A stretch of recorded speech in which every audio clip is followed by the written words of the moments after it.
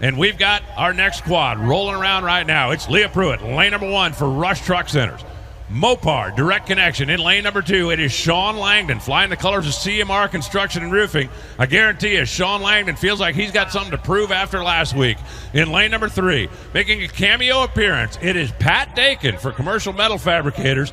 That's the car Spencer Massey had been driving. Spencer and his lady just welcomed a new baby this week, and he wanted to stay home and be dad. Pat said, yeah, I think the suit will still fit. And in lane number 4 is Doug Kalitta, the Mac Tools machine, the flagship out of Kalitta Motorsport. Of course, both the Kalitta cars working with RevChem, Sealmaster, Mobile One, Toyota, and all. Leah's team had first choice of lanes. They took lane 1. Doug's team had second choice of lanes. They took lane 4.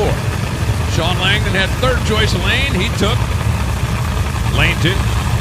Now, for you casual fans, I don't know, most people, I think, understand an NHRA lane choice is determined by performance, but so is run order.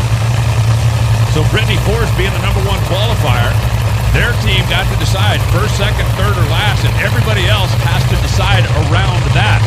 So low ET of this round is very important as we go forward through the day, because whichever driver has the best ET and advances will be dictating to the rest of the field who runs when, where, and why.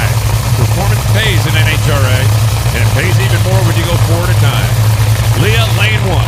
Shawn, lane 2. Pat Dakin, lane 3.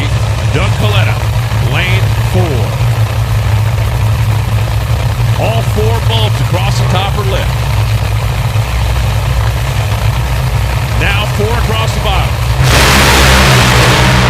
Oh, look at this one. It's a wild one. 2 up go up in smoke, and 2 up go to the stripe.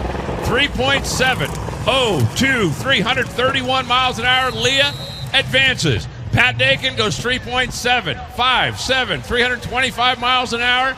Advances. Doug Kalitta and Shawn Langdon both smoked the tires out there in the middle. A 579 for Doug Kalitta, a 693 for Shawn Langdon. Not good enough. Send Leah and Pat Dakin to round 2. We go down to the starting line. And I'm down here with Scott Graham, the crew chief for Pat Dakin. Old man puts the shoes back on and gets a round win. I want to show you the replay up here on Sunoco Vision. I want you to walk me through what you saw, because you guys were you were laughing a little bit there. Well, I thought I put a hole out and I was ready to shut it off, but then I remind myself it's race day and it's hard to watch the other 3 cars. So you're watching your car and hoping for the best. And it looks like it lived, so we'll take it. I was trying to run just a smidge quicker than that, but you know, it's all good in the hood, I guess, right? I'll take it.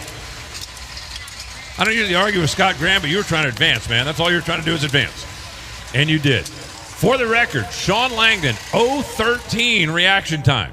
Doug Kalitta, 0:34 reaction time. Those were the 2 best out of the quad. The other 2 were both solid in the 60s, but the 2 Kalitta drivers left first. Neither one of them could keep the tires hooked up.